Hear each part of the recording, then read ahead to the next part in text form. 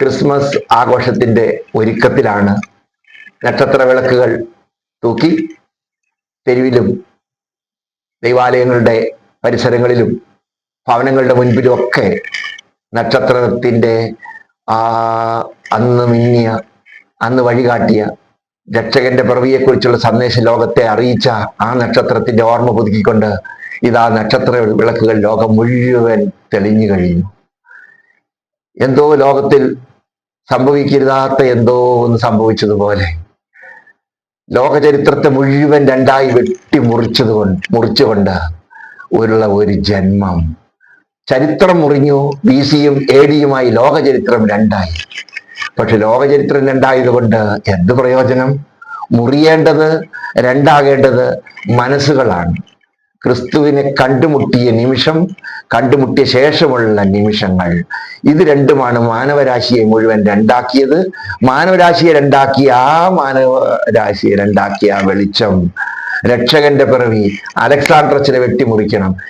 എൻ്റെ പ്രിയപ്പെട്ട ചാക്ക് വസ്ത്രധാരിയായ എൻ്റെ അപ്പനെ വെട്ടിമുറിക്കണം. ഞാൻ ഒരു ഓമനപ്പേരിട്ട് വിളിക്കും, ചാക്കിട്ടത് കൊണ്ട് ചാക്കപ്പൻ എന്നാണ് വിളിക്കാറുള്ളത്. അപ്പോ മാത്യു എന്ന ഈ പ്രിയപ്പെട്ട സഹോദരനെ വ്യത്യാസപ്പെട്ട ഒരു കണ്ണും വ്യത്യാസപ്പെട്ട ഒരു ചങ്കും വ്യത്യാസപ്പെട്ട ഒരു മനോഭാവത്തിലേക്കും എപ്രകാരം നയിച്ച് ഇന്ന് തളർവാദ രോഗികൾ, അല്ലെങ്കിൽ ജനിച്ചിട്ട് 2 കാല് കുത്തി നടക്കാൻ കഴിയാത്ത മക്കൾ, കാഴ്ചയില്ലാത്തവരുണ്ട്, ആരുമില്ല, ആരുടെയല്ല, ആർക്കും വേണ്ടാത്തൊരവസ്ഥയിൽ ആയിരിക്കുന്ന മക്കളെ ചങ്കോട് ചേർക്കണമെങ്കിൽ നസ്രായന്റെ ചങ്ക് ഈ ചങ്കിനോടൊന്ന് ചേർത്ത് വെച്ചാൽ മാത്രമേ ഈ സ്നേഹം കൊണ്ട് സ്നേഹിക്കാൻ പറ്റൂ. അലക്സാണ്ടറച്ചനും ഏകദേശം ഇതുപോലുള്ള ഫീൽഡുകളിലേക്ക് ഇറങ്ങിയതാ. ജയിൽപ്പുള്ളികൾ എനിക്ക് സ്വന്തം പോലെയാ. വർഷങ്ങൾക്ക് മുമ്പ് തടവറയിൽ കടന്നു ചെന്ന, തടവറയിൽ കഴിയുന്ന തടവറ മക്കളുടെ ക്രിസ്മസ് ആഘോഷം ഞാൻ ഇപ്പോഴും ഓർക്കുക. ആ കണ്ണുകളിലാണ് ഞാൻ വാസ്തവത്തിൽ തിളക്കം കണ്ടത്. ജയിൽ പുള്ളികളെ ലോകം മുഴുവൻ കള്ളനെന്നും കൊലയാളിയെന്നും വിളിക്കുമ്പോ, ക്രിസ്മസ് ആഘോഷിക്കുമ്പോ ഈ തടവറ മക്കളുടെ കുടുംബത്തിൽ ക്രിസ്മസ് ഇല്ല. അവിടെ നക്ഷത്രങ്ങൾ തെളിയും, പക്ഷെ തിളക്കമില്ല. കേക്ക് മുറിക്കും, മധുരമില്ല. ചോറ് വിളമ്പും, ഒരു തുള്ളി കണ്ണുനീർ എൻ്റെ അച്ഛൻ, എൻ്റെ ചാച്ചൻ എന്ന് പറഞ്ഞുകൊണ്ട് തടവറയിലെ മക്കളുടെ കുഞ്ഞുങ്ങളും ജീവിത പങ്കാളിയും വിളമ്പിയ ചോറിന്റെ മുമ്പിൽ വെറുതെ ഇരുന്ന് ഒരു തുള്ളി കണ്ണുനീര് വീഴ്ച എഴുന്നേറ്റ് പോയിട്ടുള്ള ഓർമ്മകൾ എനിക്കുണ്ട്. അപ്പൊ ഇതിൽ നിന്നെല്ലാം വ്യത്യാസപ്പെട്ട രീതിയിൽ ദുഃഖത്തിന്റെ ഒരു സന്ദേശമല്ല ക്രിസ്മസ്. പ്രതീക്ഷയാണ്, പ്രത്യാശയാണ് ഈ ക്രിസ്മസിന്റെ സന്ദേശം എന്ന് നമുക്കറിയാം. അന്ന് ആ നസ്രത്തിലെ പെങ്കൊച്ചിന്റെ അടുത്ത് ആ കന്യകയായ മറിയത്തിന്റെ അടുക്കൽ വന്ന് മാലാഖ സമ്മതം ചോദിച്ചപ്പോ ആ സമ്മതം അന്ന് കൊടുത്തു. ചോദ്യം എന്തായിരുന്നു? നന്മ നിറഞ്ഞ മറിയമേ സുസ്തി, കർത്താവ് നിന്നോട് കൂടെ, സ്ത്രീകളിൽ നീ അനുഗ്രഹിക്കപ്പെട്ടവളാകുന്നു എന്ന ഒരു സന്ദേശത്തിന് പരിശുദ്ധ മറിയം അന്ന് ഒരു സമ്മതം കൊടുത്തത് കൊണ്ടാണ് ഭൂമുഖത്തിന് ഇന്ന് ഈ മുഖം ഉണ്ടായത്, ഈ വെളിച്ചമുണ്ടായത്. ആ ഒരു സമ്മതമാണ് വാസ്തവത്തിൽ ഇന്നത്തെ ലോകത്തെ മുഴുവൻ വ്യത്യാസപ്പെട്ടതാക്കി മാറ്റുന്നത്. മാത്യുവിനോട് ചിലപ്പോൾ വിളിക്കാറുണ്ടാവും ഇവിടേക്ക്, ഈ ഭരതമലയിലെ ഈ ആശ്രമത്തിലേക്ക്, അല്ലെങ്കിൽ ഒല്ലൂരുള്ള പുനർജീവൻ തറവാട്ടിലേക്ക് വന്നോട്ടെ എന്ന് ചോദിച്ചുകൊണ്ട് വിളിക്കുമ്പോ നോ പറയാം. പക്ഷെ ആ ചങ്ക് അനുവദിക്കുകയല്ല നോ പറയാൻ. ഞാൻ ഇന്ന് ഓർക്കുന്നു ഇതുപോലൊരു ഫംഗ്ഷന് താളും തണ്ടുപോലെ ഒരു മനുഷ്യ രൂപത്തെ അമ്മ തോളിലേറ്റി ഇങ്ങനെ കയറ്റിക്കൊണ്ട് വന്നു. ഇതുപോലൊരു ക്രിസ്മസ് ഫംഗ്ഷൻ ആണെന്ന് തോന്നുന്നു. ക്രിസ്മസിനല്ലേ ടോണി പിതാവാണ് ഏറ്റുവാങ്ങിയത്. അതിന് നിവർത്തിക്കിടത്തി അമ്മ, പ്രസവിച്ച അമ്മ പോയി. ഇന്ന് 2.5 വർഷമായി, 7 വർഷമായി എല്ലാ ആവശ്യം അപ്പാന്ന് വിളിക്കാനുള്ള ഒരു ചെറിയ സ്വരം മാത്രമേ ഉള്ളൂ. അതിന് എന്തിനീ മനുഷ്യൻ എല്ലാ ആവശ്യവും കിടന്ന കിടപ്പില്ല മോന്റെ എല്ലാ ആവശ്യവും ചെയ്തു കൊടുത്ത്. കഴിഞ്ഞ ദിവസം ഞാൻ നോക്കിയപ്പോൾ മാത്യുവിന്റെ മുഖം പാടിയിരിക്കുക. എന്നെ പറ്റി? പനിയാച്ചാ മോന്, ആശുപത്രിയിലേക്ക് കൊണ്ടുപോവുക. ജന്മം കൊടുത്ത അപ്പനോ പ്രസവിച്ച അമ്മയ്ക്കോ ഇല്ലാത്ത വേദന പേറുന്ന ഈ മനുഷ്യന്റെ ഉള്ളിലല്ലേ ക്രിസ്തു പിറവിയെടുത്തത് എന്ന് ഞാൻ അങ്ങോട്ട് ചിന്തിച്ചു പോയി. പരിശുദ്ധ അമ്മയുടെ ഉദരത്തിൽ ഉരുവായവൻ ഇനിയും അനേകം ഹൃദയങ്ങളിൽ ആദ്യ ഉരുവായി കഴിയുമ്പോഴാണ് ക്രിസ്തീയത ലോകം മുഴുവനിലേക്കും പുത്തനൊരു സന്ദേശവും വെളിച്ചവുമായിട്ട് എത്തുക. ഞാൻ മാത്യുവിനെ അറിയും തോറും അടുക്കുക മാത്യുവിനോട്. ചില മനുഷ്യരുണ്ട് അറിയും തോറും അകലുക. എനിക്കറിയില്ല, മാത്യുവിനോട് ഞാൻ ഓരോ പ്രാവശ്യം, ഇന്നിപ്പോ ഞങ്ങളുടെ തടവറ മക്കള് 15 പേരും രാവിലെ എഴുന്നേറ്റ് വെടിയർപ്പിച്ച ശേഷം അവര് പറഞ്ഞു, ഞാൻ പറഞ്ഞു ഇങ്ങനെ ഒരു പ്രോഗ്രാം ഉണ്ട് അച്ഛാ നമുക്ക് പോകാം പുനർജീവനിലേക്ക്. അവരെല്ലാം കൂടെ വണ്ടി എടുത്തും എല്ലാം കൂടെ ഞങ്ങളെല്ലാം കൂടെ ഇവിടെ വന്നേക്കുക. അവരെ സംബന്ധിച്ചിടത്തോളം അവരുടെ ജീവിതത്തിലെ താളം പോയതാണ്. ഇത് ശരീരത്തിന്റെ താളം നഷ്ടപ്പെട്ടവരാണ്. ജീവിതത്തിന്റെ താളം ഏതെങ്കിലും ഉത്തരവാദിയായവര് ജയിൽ പുള്ളി എന്ന് ലോകം വിളിക്കും, അല്ലെങ്കിൽ കള്ളൻ എന്ന് വിളിക്കും. ഞങ്ങൾ മക്കളെ എന്ന് വിളിച്ച് ചേർത്ത് പിടിച്ചൊരു പൂവും കൊടുത്ത് ചേർത്ത് പിടിച്ച് കാലിൽ ചുംബിച്ചാണ് അവിടെ സ്വീകരിക്കുക. കുറ്റിക്കിളച്ചന്റെ ശൈലിയാണ് കേട്ടോ അത്. ആ ഒരു ശൈലി കുറ്റിക്കിളച്ചൊരു ചങ്കിനോട് ഈ ചങ്കും ഇങ്ങനെ കുറെ ചങ്കുകൾ ചേർത്ത് വെച്ചത് കൊണ്ട് ഈ ചങ്കെല്ലാം നസ്രായന്റെ ചങ്കിനോട് കൊണ്ട് ചേരുമ്പോഴാണ് ക്രിസ്മസ്, ഹാപ്പി ക്രിസ്മസ് ആയിട്ട് മാറുന്നത്. ഇല്ലെങ്കിലോ അത് വേറൊരു മുഖമാണ്. അതുകൊണ്ട് നക്ഷത്ര വിളക്കുകൾ തെളിയട്ടെ ഈ നഷ്ടപ്പെട്ട മക്കളുടെ കണ്ണുകളിൽ. മാത്യു ആ സ്വരം ഒന്ന് കേൾക്കാൻ ജനത്തിന് താല്പര്യമുണ്ട്, പ്രത്യേകിച്ചും ഈ ഒരു സാഹചര്യം. ഈ ക്രിസ്മസ് എന്ന് പറയുമ്പോൾ നമുക്കറിയാം, ഉണ്ണിയേശു പുൽക്കൂട്ടില് അല്ലെ, ഏറ്റവും നിർജ്ജനമായ ദാരിദ്ര്യമായ ഇരുട്ടിലാണ് യേശു ജനിക്കുന്നത്. എന്നാൽ ആ ഉണ്ണിയേശുവിനെ കാണുവാനായിട്ട് വരുന്നത് ലോകത്തിലെ ഏറ്റവും പ്രഗത്ഭരും ജ്ഞാനികളും വിവേകികളും സമ്പന്നരുമായ രാജാക്കന്മാർ വരുമ്പോ അപ്പുറത്തെ ഭാഗത്തു നിന്ന് ഏറ്റവും ദരിദ്രരായ ആട്ടിടയന്മാർ കടന്നു വരുമ്പോൾ ആ നിസ്സാരാവസ്ഥയിൽ ആ ഇരുട്ടില് ആ ചൊറിച്ചിൽ വരുന്ന വക്കോൽ കൂട്ടിനുള്ളിൽ കിടന്നുകൊണ്ട് ഉണ്ണിയേശു ആ സഹനത്തെ ഒരു അനുഗ്രഹമായി നമ്മളിലേക്ക് സ്നേഹം തന്നതാണ് രണ്ട് മേഖലകളിൽ വന്നവരും വന്ദിച്ചത്. ഇതുകൊണ്ടായിരിക്കും ഫ്രാൻസിസ് മാർപ്പാപ്പ പറഞ്ഞത് ആടുകളുടെ മണമുള്ള ഇടയന്മാരെ കൊണ്ടുപോവാ എന്ന് പറഞ്ഞുകൊണ്ട് മെത്രാ സ്ഥാനത്തിലേക്ക് അഭിഷേകം ചെയ്യും. അപ്പൊ ആടുകളുടെ മണവും വിവേകത്തിന്റെ ജ്ഞാനവും ഓരോ തലത്തിലേക്ക് കൊണ്ടുവരുമ്പോഴാണ് ക്രിസ്മസ് നമ്മളിലേക്ക് ജനിക്കുന്നുള്ളൂ. അത് തന്നെയാണ് നമ്മുടെ ശരീരവും ആത്മാവും ഓരോ തലത്തിലേക്ക് വരുമ്പോൾ മാത്രമാണ് യേശുനാഥൻ നമ്മളിൽ ജനിക്കുന്നുള്ളൂ. നമ്മളിൽ യേശുവിനെ മറ്റുള്ളവർക്ക് കാണാൻ സാധിക്കുന്നുള്ളൂ. ഞാൻ ഈ ശരീരം തളർന്നവരും ബെഡ്സോറായിട്ടുള്ള രോഗികളൊക്കെ കണ്ടുമുട്ടുമ്പോൾ ആദ്യം എനിക്കിത് ഭാഷ മനസ്സിലായിരുന്നില്ല. ഞാൻ അവരിൽ യേശുവിനെ കണ്ടു തുടങ്ങിയപ്പോൾ, അവരുടെ മുഖത്തെ പുഞ്ചിരി കണ്ടു തുടങ്ങിയപ്പോൾ, അവരുടെ ആശ്വാസത്തിൽ മറ്റുള്ളവർക്ക് ആശ്വാസം കൊടുക്കാൻ അവർക്ക് സാധിക്കുമെന്ന് കണ്ടു തുടങ്ങിയപ്പോൾ, ഞാൻ ചെയ്യുന്നതല്ല എന്നിലൂടെ യേശു അവരിലേക്ക് യാത്ര ചെയ്യുന്നതും അവർ വഴി എണ്ണിയാ തീരാത്ത സമൂഹത്തിലേക്ക് ഇവർ പ്രകാശമായി മാറുന്നത് കാണുമ്പോൾ ഇവർ സഹനം കൊടുക്കുന്നവരല്ല, ഇവർ ശരിക്കും വിവേകക്കുറവുകൊണ്ട് ആരോഗ്യത്താലും സമ്പന്നതയാലും നഷ്ടപ്പെട്ട് ജീവിക്കുന്നവരെ രക്ഷിക്കുന്നവരാ. ഇവരാണ് യഥാർത്ഥത്തില് ക്രിസ്മസ് സന്ദേശം കൊടുക്കുന്നവര്. നമ്മളൊക്കെ അവർക്ക് വേണ്ടി സഹായം ഒരുക്കുന്നവരാ. യഥാർത്ഥത്തിൽ ഈ സഹനത്തിൽ ഇരുന്നിട്ടും ഇപ്പോൾ ഒരു മകൻ ഇപ്പൊ ഈ അടുത്ത് മരിച്ചു, കഴിഞ്ഞ ദിവസം മരിച്ചു പറഞ്ഞില്ലേ, അത് 19 വർഷമായിട്ട് അവൻ ആക്സിഡന്റ് പറ്റി സഹനത്തിൽ കിടക്കുകയാണ്.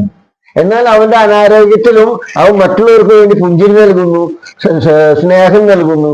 അവനെ പരിചരിക്കുന്നവന്റെ അമ്മ സഹിക്കുന്ന സഹനം കാണുന്നവർക്ക് വലിയൊരിതാണ്. ഞാനും ആ കുടുംബത്തോടുകൂടി യാത്ര ചെയ്യാൻ പറ്റിയപ്പോൾ ഞാൻ കണ്ടത് അവന്റെ അപ്പന് 2 വർഷം കഴിഞ്ഞ് മരിക്കുന്നു അല്ലേ. മരിച്ചു കഴിഞ്ഞപ്പോൾ ആദ്യം ഒരു മകനാണ് കിടക്കുന്നത്, 2 സഹോദരിമാരാ. എന്നാൽ കർത്താവായ ദൈവം സൃഷ്ടാവിന്റെ പദ്ധതി ആ കുടുംബത്തിൽ പൂർത്തീകരിക്കുന്നത് ഞാൻ കണ്ടു. കാരണം ആ 2 സഹോദരിമാരെയും അവനെ കൊണ്ട് ഒരു രൂപ പോലും എടുക്കാൻ പറ്റില്ല എന്നിരിക്കെ ദൈവം സമൂഹത്തോടും ബന്ധുമിത്രാദികളോടും ആ കുടുംബത്തോടും ചേർന്ന് 2 പെൺമക്കളെയും സുസ്ഥിരമായിട്ട് സുരക്ഷിതമായിട്ട് വിവാഹം കഴിച്ചു കൊടുക്കുകയും ഇപ്പോ മരിക്കുന്നതിനൊക്കെ കുറച്ച് മാസങ്ങൾക്ക് മുമ്പ് അവർ ഇൻഷുറൻസ് ക്ലെയിം 20 വർഷത്തിന് ശേഷം ഇൻഷുറൻസ് ക്ലെയിം കിട്ടുകയും ആ കുടുംബത്തെ അമ്മയെയും ബന്ധുക്കളെയും സുരക്ഷിതമാക്കി പോകുമ്പോ യഥാർത്ഥത്തിൽ സൃഷ്ടാവായ ദൈവം സൃഷ്ടിയെ സമൂഹത്തിലെ കുടുംബത്തോടുകൂടി ചെയ്യാൻ ഉത്തരവാദിത്തങ്ങൾ നിറവേറ്റി കൊടുക്കുകയും ഒപ്പം 19 വർഷത്തെ സഹനം കൊണ്ട് നിത്യജീവന്റെ സമ്പത്ത് നേടുകയും ചെയ്തിട്ടാണ് ആ മകൻ സ്വർഗത്തിലേക്ക്. ഉറപ്പായിട്ടും അവൻ സ്വർഗത്തിൽ ഇന്ന് ക്രിസ്മസ് ആഘോഷിക്കും. അപ്പൊ ഈ സഹനം സഹിക്കുന്ന മക്കള് നമ്മളെക്കാൾ അപ്പുറത്ത് അവരുടെ സഹനത്തെ കൃപയായി മാറുമ്പോ അല്ലെ, പരിശുദ്ധ അമ്മ ഇതെങ്ങനെ സംഭവിക്കുമെന്ന് ചോദിക്കുന്നത് പോലെ നമ്മൾ സഹനത്തിൽ ഇതെങ്ങനെ സംഭവിക്കുമെന്ന് ചോദിക്കുമ്പോൾ പരിശുദ്ധാത്മാവ് നിന്നെ ഒരു അത്യന്ത ശക്തി നിന്നിൽ ജനിക്കുന്നവൻ പരിശുദ്ധൻ ദൈവപുത്രൻ എന്ന് വിളിക്കപ്പെടുന്ന തിരുവചനത്താന്റെ ശക്തിയാൽ നമ്മുടെ ഏത് സഹനമാണെങ്കിലും അനാരോഗ്യത്തിന് മാത്രമല്ല, ഇന്ന് ഞാൻ കാണുന്നത് ഇവര് ഒന്ന് ടച്ച് കിട്ടുമ്പോഴേക്കും ഇവരെ അനാരോഗ്യവും അപ്പുറത്ത് സന്തോഷിക്കുന്ന സമാധാനം കണ്ടെത്തുന്ന മക്കളായിട്ട് മാറുന്നതാണ്.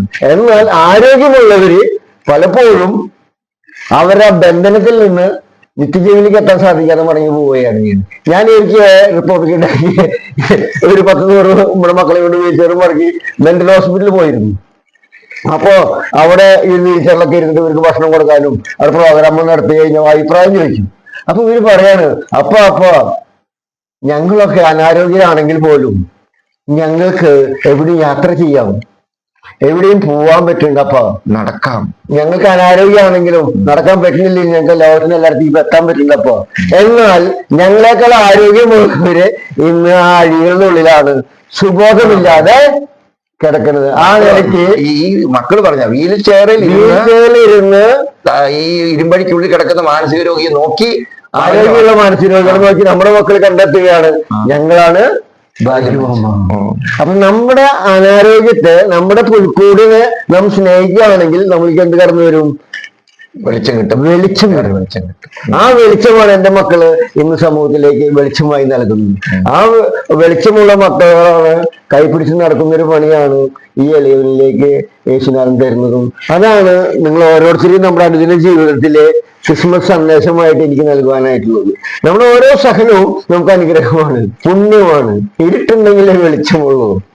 നമ്മൾ ഗോതമ്പോളി നേരത്തെ കഴിയുന്നില്ലെങ്കിൽ അത് സ്റ്റിഫായിട്ട് ഇരിക്കുള്ളൂ. ഇപ്പൊ ഞാനിപ്പോ ഈ പരിത്യാഗം ചെയ്യണം, ഇവരൊക്കെ സഹനം അനുഭവിക്കുമ്പോ ഞാൻ ഈ കല്ലില് കിടക്കുന്നതും ഈ മുളരിഞ്ഞാണത്തില് യൂസ് ചെയ്തിട്ട് ത്യാഗം എടുക്കുന്നതും ഒക്കെ ഈ ത്യാഗത്തോടു കൂടി പ്രവർത്തിക്കുമ്പോ ജീവിക്കുമ്പോ ആത്മസംയമനം പാലിക്കാൻ പറ്റുള്ളൂ. ഒരു കാലത്ത് സന്യാസിനികളും ഒക്കെ അരിയിൽ കെട്ടിയിരുന്നതാണിത്. ഇതൊന്ന് മ്യൂസിയത്തിൽ വെച്ചാലേ കാണാൻ പറ്റുള്ളൂ. ഇതെടുത്ത് അരിയിൽ ചുറ്റാനായിട്ട് പ്രേരിപ്പിച്ച പ്രേരക ശക്തി എന്നതാണ്. ഇത് ത്യാഗത്തിലൂടെ ഇവരുടെ ജീവിത സാഹചര്യത്തിൽ ഇവർക്ക് റിക്കവർ, ആരോഗ്യത്തേക്ക് അപ്പുറത്ത് സമൂഹത്തിന് വെളിച്ചമായി മാറുന്നത് കണ്ടപ്പോൾ എന്റെ ജീവിതത്തിൽ വേറിട്ട അനാരോഗ്യങ്ങളൊന്നുമില്ല. അപ്പൊ ഞാൻ വേറിട്ട് കല്ലിൽ കിടന്ന് പരിചയം ചെയ്തു. എന്റെ ഡ്രസ് സംവിധാനം മാറ്റി. ശരിക്കും പറഞ്ഞ ഈ ചാക്ക് കൊറോണ വന്നിട്ട് 1 മാസം കഴിഞ്ഞപ്പോൾ ഇട്ടണിഞ്ഞതാ. ഇത് ഇട്ടറിഞ്ഞത് മറ്റുള്ളവർക്ക് വേണ്ടി പ്രാർത്ഥിക്കാൻ, ഈ സഹനം സഹിച്ച മക്കളോടൊപ്പം ഞാനൊരു ത്യാഗം എടുത്ത് പ്രാർത്ഥിക്കാൻ ഇട്ടതാണ്. യഥാർത്ഥത്തിൽ ഈ 2 ആശ്രമത്തിൽ ഇന്നേവരെ കൊറോണ വന്നിട്ടില്ല. അതേസമയം എനിക്ക് ഇന്നേവരെ കൊറോണ എന്നതുപോലെ ഓരോ ത്യാഗം എടുത്ത് പരിത്യാഗം ചെയ്ത് പ്രാർത്ഥിക്കുമ്പോൾ, ഇപ്പൊ ഈ മുളരിഞ്ഞണം ഈ നോമ്പ് കാലത്ത് താഴെ നിന്ന് കുടിയിൽ നിന്ന് 14 സ്ഥലത്തും വരാറില്ലേ, അടിയിൽ നിന്ന് മുകളിലേക്ക് ഉരുണ്ട് കയറുമ്പോ കെട്ടിയിട്ടാണ് ഉരുള. ഇത് കെട്ടിട്ട് ഉരുളുമ്പോ ആരും അറിയുന്നില്ല. പകരം എന്റെ ശരീരത്തിൽ നിറച്ച് മുറിയും. പക്ഷെ ഇന്നേവരെ ഇൻഫെക്ഷൻ ആയിട്ടില്ല. പക്ഷെ ഇത് പരിത്യാഗം ചെയ്ത് ജീവിക്കുമ്പോ ഈ പ്രാചിത്വം, പരിത്യാഗവും പ്രാർത്ഥനയും കൂടി നമ്മുടെ ഹൃദയകരമായിട്ട് നീങ്ങുമ്പോ നമ്മുടെ ജീവിതത്തിൽ എന്ത് സാധനങ്ങളെങ്കിലും അത് കൃപയായിട്ട് മാറുന്നത്, അല്ലെങ്കിൽ അനുഗ്രഹമായിട്ട് മാറുന്നത്, അല്ലെങ്കിൽ സന്തോഷമായിട്ട് മാറുന്നത്. നാം മറ്റുള്ളവർക്ക് വേണ്ടി പ്രാർത്ഥിക്കുമ്പോഴും പ്രവർത്തിക്കുമ്പോഴും അതിലെല്ലാം ആത്മീയ വെളിച്ചം കാണാൻ പറ്റുന്നത് ഇങ്ങനത്തെ പ്രവർത്തികൾ ചെയ്യുമ്പോഴാണ്. ഈ കല്ലിൽ കിടക്കുമ്പോ ഭൗതികമായി നോക്കുമ്പോൾ സുഖമില്ല. പക്ഷേ ഞങ്ങളുടെ ജീവിത സാഹചര്യത്തില് ഒരു വ്യക്തിക്ക് എന്ത് പ്രതികരിക്കുന്നതിന് അപ്പുറത്ത് ആത്മസംയമനം പാലിക്കാൻ പോയി കഴിഞ്ഞാൽ അവിടെ പ്രതികരിക്കേണ്ട പ്രതിസന്ധികളൊന്നും നീങ്ങിപ്പോകും. ഇവരെ സഹനത്തിലൂടെയാണ് അത് മനസ്സിലാക്കിയത്. ഇവരെ സഹനത്തിലുള്ള പ്രത്യാശയിലാണ് അത് മനസ്സിലാക്കുന്നത്. ഞാനും ജീവിത സാഹചര്യത്തില് എല്ലാത്തിലും അപ്പുറത്ത് മറ്റുള്ളവർക്ക് വേണ്ടി ജീവിക്കാൻ ഞാൻ സ്വയം പരിത്യാഗം ചെയ്യുന്നു. പുൽക്കൂട്ടിലുണ്ണിയെ പോലെ, പുൽക്കൂടിനെ സ്നേഹിച്ചുണ്ണിയെ പോലെ. ഓക്കെ, മനസ്സിലായി. അപ്പോ നമ്മളുടെയൊക്കെ ഫീൽഡ് ഏകദേശം ഒന്ന് തന്നെയാണ്. ഏതെങ്കിലുമൊക്കെ ജീവിത സാഹചര്യത്തിൽ നമ്മളൊക്കെ കണ്ടതും തൊട്ടറിഞ്ഞതുമായ ചില അനുഭവങ്ങൾ ജീവിതത്തിലേക്ക് സ്വാംശീകരിച്ചെടുത്തു കഴിഞ്ഞപ്പോഴാണ് ഓരോ മേഖലകൾ ഇങ്ങനെ തുറന്നു കിട്ടിയത്. മാത്യുവിന് തുറന്നു കിട്ടിയ മേഖല എന്ന് പറയുന്നത് ഇതാണെങ്കിൽ, എന്നെ സംബന്ധിച്ചിടത്തോളം തെരുവിലെ മാനസിക രോഗികള് ഒരിക്കൽ തിരുവനന്തപുരത്ത് ഒരു പട്ടിയും പ്രാന്തനും കൂടെ ഒരുമിച്ച് തീറ്റ തിന്നുന്ന കണ്ട് മാനസിക രോഗിയെ പിടിച്ചതാണ്. നാളെ അവിടെ ക്രിസ്മസാ, വിളിച്ചു. അച്ഛാ വരുവോ? ജോസച്ചൻ വിളിച്ചു തിരുവനന്തപുരത്ത് നിന്ന്. വരുവോ? ഞാൻ പറഞ്ഞു നാളെ ഞാൻ കല്യാണം കഴിപ്പിച്ച 25ഓളം തടവറ മക്കളുടെ ക്രിസ്മസ് ആണ് എറണാകുളത്ത്. കല്യാണം കഴിപ്പിച്ചത് എന്ന് പറയുമ്പോൾ പെട്ടെന്ന് കഴിഞ്ഞു. അതിനുശേഷം ബാക്കിയുള്ളതും ഉണ്ട്. ഇത്രയും പേരുടെ ഡെലിവറി, ഇത്രയും പേരുടെ വീട്, ഇത്രയും പേരുടെ രോഗാവസ്ഥ, ഇവരുടെ അരി, ഇതെല്ലാം ഒരു കാലത്ത് മുകളിലേക്ക് വിളിച്ച് പ്രാർത്ഥിച്ച് അതുങ്ങൾക്ക് ജീവിതം കൊടുത്തതാ. അവരുടെ ക്രിസ്മസാ. എവിടെ പോകണം? ഇവിടെ വരണോ? തടവറ മക്കളുടെ കൂടെ പോകണോ, തെരുവിൽ മാനസിക കൂടെ പോകണോ? ഇങ്ങനെ ഒരു കൺഫ്യൂഷൻ ഉണ്ട്. അതുകൊണ്ട് ഞാനിപ്പോ ഓർക്കുകയാണ്, ക്രിസ്തുവിന്റെ വെളിച്ചം, ക്രിസ്തുവിന്റെ നക്ഷത്രങ്ങളുടെ ആ തെളിച്ചം ഇനിയും തെളിയേണ്ട കണ്ണുകൾ ഒരുപിടിയുണ്ട്. ധാരാളം കണ്ണുകളിലേക്ക് അത് എത്തേണ്ടതുണ്ട്. എത്താത്ത കണ്ണുകളിൽ എത്തുമ്പോൾ മാത്രമേ ഈ നമ്മളുടെ കണ്ണുകൾക്ക് തിളക്കം ഉണ്ടാകുള്ളൂ. ഇല്ലേ നമ്മളും അന്ധരായി പോകും. അതെല്ലാ തലങ്ങളിലും കുറെയൊക്കെ അന്ധത ബാധിച്ചിട്ടുണ്ട്. വലിച്ചെറിഞ്ഞ ചാക്കും വലിച്ചെറിഞ്ഞ മുള്ളറിഞ്ഞാളവും എടുക്കേണ്ട കാലം കഴിഞ്ഞു. ഈ കരിങ്കല്ലിൽ കിടന്നുറങ്ങുമ്പോൾ സുഖമില്ല. പക്ഷെ ഈ കല്ലിൽ കിടന്നുറങ്ങുമ്പോഴും എന്തെങ്കിലുമൊക്കെ ഈ ശരീരത്തിൽ കൊടുത്താൽ മാത്രമേ ആത്മീയമായിട്ടുള്ളൊരു ഉണർവും ഉന്മേഷവും ലോകത്തിന് കൊടുക്കാനായിട്ട് സാധിക്കുമെന്ന് അനുഭവം കൊണ്ട് വെളിപ്പെടുത്തിയ എന്റെ പ്രിയപ്പെട്ട മാത്യു, ഈ ദിവസം ക്രിസ്മസിന്റെ എല്ലാ ആശംസകളും ഹാപ്പി